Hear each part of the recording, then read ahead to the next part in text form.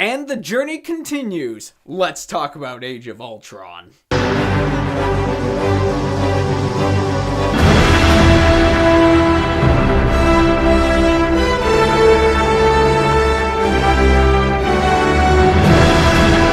Welcome back, one and all. If you guys are new to this channel, first of all, thank you so much for showing up. Another thing I want to point out, if you don't exactly know what's going on, or you didn't know from the title, what I'm doing is I'm reviewing every single film within the Marvel Cinematic Universe before Avengers Infinity War comes out. Last week, I got through every film in Phase 1 of the Marvel Cinematic Universe, and now we're on to Phase 2, so let's get right into this. Let's talk about Avengers Age of Ultron. Not exactly my favorite MCU film, not exactly one of my favorite superhero films, but as a fun adventure, the movie is pretty darn great, I will say. Number one, let me get right into this and talk about the plot. The plot of Avengers Age of Ultron, the Avengers are going out, they're trying to wipe out as many Hydra agents as they can get to, when Tony Stark gets the idea. After the events of the Avengers, he's still having thoughts about his post-traumatic stress disorder, and he wants to provide a net around the world to protect it. And so, that's where Ultron comes in. Yep, the Avengers, Tony Stark in particular, they create their own villain. And Ultron is a great villain, and I'll get into that in a second. But the Avengers have to go up against Ultron, and they have to try to defeat him before he brings world destruction. And Avengers Age of Ultron, let me get my issues out of the way.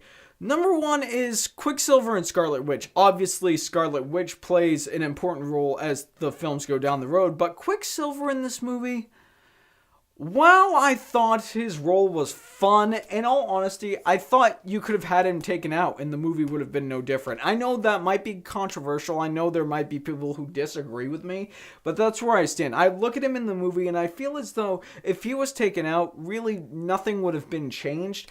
And sometimes the pacing in the movie, it can be a little wonky and it doesn't really feel like anything's going anywhere. Although I do feel like this might be because Joss Whedon, in an attempt to please the studio like Jon Favreau did with Iron Man 2, Avengers Age of Ultron does definitely have a rushed feel to it. However, the positives in this case far outweigh the negatives, and here's why. Character development. Every character in this film, between Iron Man, particularly Black Widow, Thor, Steve Rogers, Hawkeye, all of them have their characters expanded. And the actors who play these various superheroes, Robert Downey Jr., Chris Evans, Chris Hemsworth, they add an even bigger twist to the film and to their perspective on the characters. And one of the best things about it is everything that we are getting, the conflict between Steve Rogers and Tony Stark, we knew it was there. But this film really emphasizes the point of where their conflict is going. And it really emphasizes the point of what we're going to get in Captain America, Captain America Civil War. But here, it's great. If you guys know anything about me, I'm a big fan of character development. In Avengers Age of Ultron, even if it did feel rushed, the character development in some scenes did as well. But for the most part, it didn't. There's one segment of this film that feels like a horror movie in some cases. And if there's any of you who saw Red Sparrow earlier this year, there's definitely some scenes in this film that will remind you of that if you haven't seen Avengers Age of Ultron already. Now I've talked enough about the heroes. I've talked enough about all of them. What I will say now, let's talk about James Spader as Ultron. Ultron, created by Tony Stark, same humor as Tony Stark, same sarcasm as Tony Stark, an all-around amazing, amazing villain.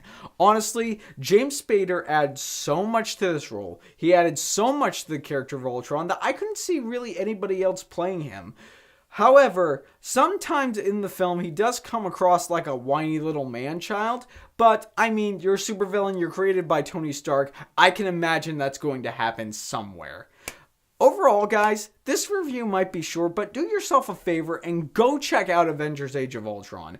Do yourself a favor. This film is really fun, and while it may not be overall great, I still have a great time watching it every time I see it. It's a great popcorn movie, and it's just a great movie to watch each and every summer to get you ready for the season. And I'll say that Avengers Age of Ultron is a casual watch. And as you guys know, this is a Journey to Infinity War. Tomorrow, we are going to get into Ant-Man. And you know what? We got a really big review headed after Ant-Man, but we'll get there when we get there. Tomorrow's Ant-Man. I hope you all have a fantastic rest of your day. No question this time around. And of course, if you like what you've seen here and you want to see more, make sure you click right there and subscribe and become part of the fray of nerds who love cinema.